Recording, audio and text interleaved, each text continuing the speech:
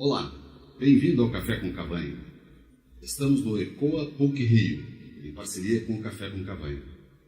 Aqui conosco estão Isabela Frajhoff e Caitlin Mulholland, ambas da PUC Rio, para um bate-papo sobre a nova legislação de proteção de dados no Brasil, especialmente em óleo e gás, que é um interesse grande que temos. Boa tarde, Isabela. Boa tarde, Caitlin. Boa tarde. Poderia pedir que nos contassem sobre a carreira de forma breve e o status atual profissional? Sim, claro.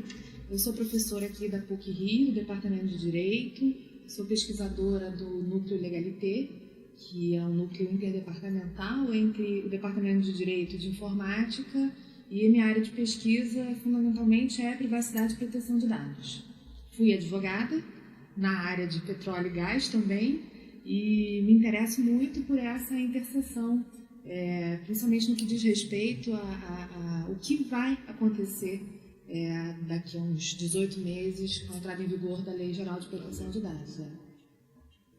Meu nome é Isabela, como você apresentou, sou doutoranda aqui do programa de pós-graduação em Direito aqui da PUC e orientanda da Caitlin. Tenho interesse em inteligência artificial, blockchain e especial pela proteção de dados pessoais. Uma mistura muito interessante toda essa, né? A parte legal, a parte de negócios e tudo isso. Grande mistura. Essa nova legislação de proteção de dados, que estará valendo em breve, que você disse, em 18 meses, 18 né? meses. E ela parece que é mais uma relação empresa-empresa, business to business, ou é mais pessoa física com empresa? Como isso ocorre? Bom, a Lei Geral, como o próprio nome, né, a denominação já diz, ela trata de dados pessoais. E por dados pessoais se entende dados de pessoas físicas. Inclusive, a lei deixa bem claro, né, Isabela, que que é uma legislação de proteção de dados de pessoas físicas. Do indivíduo. Do indivíduo. Então, eu acho que a relação empresa-empresa Não está coberta nessa... Faltaria na transferência, né, de dados internacionais, que aí seriam as empresas que coletam os dados pessoais dos cidadãos, e aí teria uma transferência e seria uma relação empresa-empresa, ou quando tem um compartilhamento de dados do Estado com outros agentes do próprio Estado, ou Estado e empresa. Mas indivíduo também? Quer dizer, entre indivíduos ou indivíduo e empresa sempre? Na realidade, quando se pensa na Lei Geral de Proteção de Dados, acho que na grande maioria das vezes a gente está falando de uma relação em que dados são apreendidos, coletados, tratados, compartilhados por pessoas jurídicas, né? Tanto de direito público, né? Os entes da administração pública ou empresas públicas, como também empresas privadas. Mas nada impede que a gente tenha casos, né, de pessoas físicas que apreendam dados de outras pessoas físicas. Tá certo, mas o que é importante, que eu acho que vocês colocaram muito bem, quer dizer, o foco é o indivíduo nas suas relações, tanto com outros indivíduos, como com empresas, pessoas jurídicas também. Exatamente. Como é isso no mundo? Quer dizer, no mundo é igual aqui, ou é mais severo, é mais antigo? Como isso tudo ocorre no mundo? Quer dizer, é muito comum que os países tenham uma legislação geral de proteção de dados pessoais, e o Brasil foi um dos últimos países da América Latina a editar e promulgar uma legislação geral de proteção de dados pessoais. A Europa tem a famosa GDPR, que a gente chama, né, popularmente conhecida, que ela orientou, de alguma forma, estabelecer um padrão de ouro de como deve ocorrer as proteções relativas aos dados pessoais. E, pensando assim, nos Estados Unidos não existe uma lei geral, mas existe uma regulamentação setorial do assunto. Então, é muito comum que os países tenham uma legislação que tratem sobre o assunto. Ou seja, no mundo há uma diferença muito grande de tratamento entre os diversos países e regiões do mundo, né? Sim. Eu acho o interessante foi que essa Lei Geral de Proteção de Dados da Comunidade Europeia, ela puxou um pouco um padrão de tratamento de dados no mundo. Eu acho que, independentemente de a gente ter países que tenham uma lei específica de proteção de dados pessoais, o próprio GDPR, o próprio regulamento da Comunidade Europeia, estabelece, acho que muito por conta de uma pressão econômica, né? A necessidade de um compliance com os padrões exigidos pelo GDPR. Então, eu acho que, por mais que a gente tenha essa legislação, que essa legislação brasileira ela é muito um espelho da legislação europeia, né? Muito semelhante, mas a gente tem ali uma necessidade das empresas e dos entes da administração pública de terem um compliance com a GDPR também. É bem interessante isso. Você colocou um ponto que me chama a atenção, quer dizer, a ética e o respeito naturais de uma civilização não são suficientes, teve que recorrer a uma lei para isso poder ser trabalhado com vigor, não é? Eu acho que esse é um ponto sensível, né, da Economia, sociedade. né? Economia. Eu acho que hoje a gente pode falar, e, enfim, teve até uma capa da revista The Economist que ficou muito famosa, né, que data is the new oil, né? Os dados são petróleo, são um novo petróleo, né? É um ativo que é muito importante para os negócios hoje em dia. Então, eu não estou dizendo que a ética não seja importante dentro dos negócios. Mas quem puxa a economia. É quem puxa a economia, exatamente. Mas só lembrando também que a União Europeia já tinha uma legislação de proteção de dados pessoais de 1995.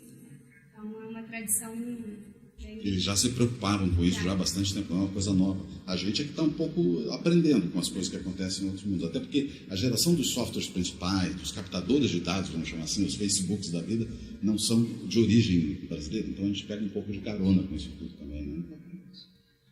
Agora, me chama a atenção também a verificação disso, quer dizer, o acompanhamento dessas vulnerabilidades. Você tem uma lei, mas como é que você vai verificar se isso está acontecendo? Não? É só porque alguém reclamou ou é uma coisa sistêmica essa verificação? É um problemaço que a gente tem hoje, porque uma das grandes inovações da Lei Geral de Proteção de Dados brasileira era a constituição de uma agência centralizadora de proteção dos dados pessoais. Uma Dados Bras. Dados Bras, na verdade, é a ANPD, né, que a gente estava chamando, Agência Nacional de Proteção de Dados, né? E justamente os artigos dessa lei geral que tratavam da constituição dessa agência nacional foram vetados pelo presidente Temer. Então a gente está numa situação em que a gente tem uma lei muito boa, mas a gente não tem o enforcement da lei. Os instrumentos de aplicação.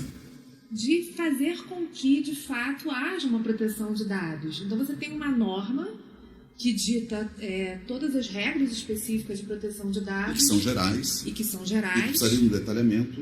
Um detalhamento não, você precisaria de um órgão específico que fizesse essa fiscalização. Como uma ANP, por exemplo, uma Anatel, uma agência regulatória que pudesse centralizar reclamações, questões relacionadas à coleta de dados de forma coletiva. Isso não existe.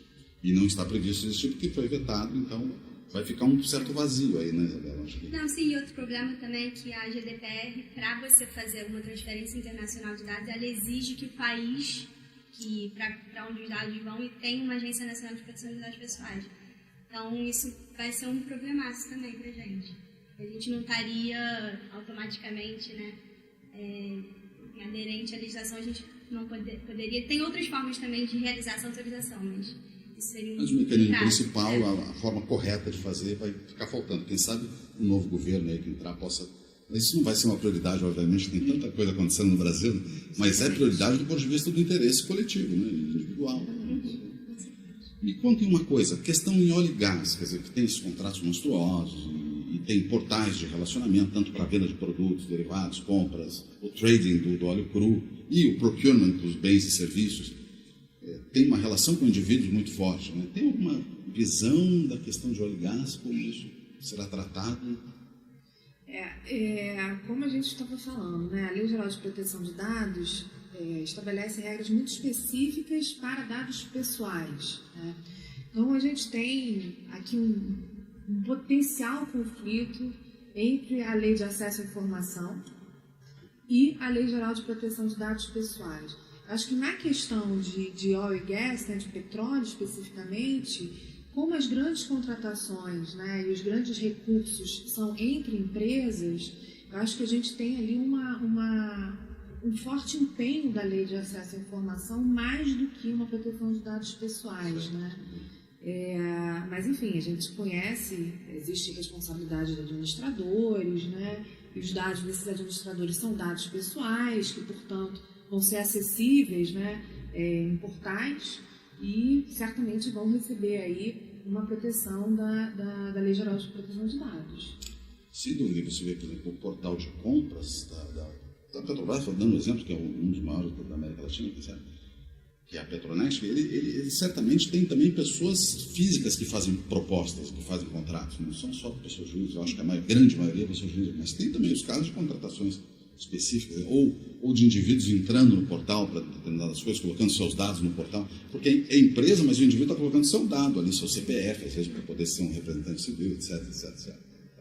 Enfim, é um desafio realmente. Essa questão do CPF é até interessante, que tem uma certa controvérsia se dados que têm natureza pública podem ser protegidos pela Lei Geral de Proteção de Dados. Ou seja, se é o que a gente chama comumente de dados cadastrais, tipo o endereço da pessoa, o CPF, carteira de identidade, Telefone, número de telefone, enfim. Se esses seriam dados pessoais e não simplesmente dados cadastrais. Então a gente vai ter aí muita briga de interpretação para saber o que entra exatamente no conceito de dados pessoais e, portanto, vai ser protegido pela lei. E sem uma agência para poder detalhar isso. E sem uma agência. Mas vai ficar na mão do juiz. Esse é um desafio muito grande. Mas, por exemplo, quando a gente tem o caso do Facebook e de outras situações, não citar só o Facebook, para não ser vítima, coitado, ele tem outras tantas comparações, né? Mas, nesse caso, essa transformação, ela no Brasil vai ser diferente de transformações na Europa, porque a legislação é diferente, então ele vai ter vários, Twitter, etc., vão ter vários tipos diferentes de abordagem com indivíduos por conta das legislações específicas de cada país. O que essas empresas tendem a fazer é seguir a GDPR, que é uma legislação que se aplicaria... Mais reconhecida. Isso. Seria então mais fácil você manter os padrões exigidos pela GDPR, que aí você estaria garantindo um nível de segurança maior.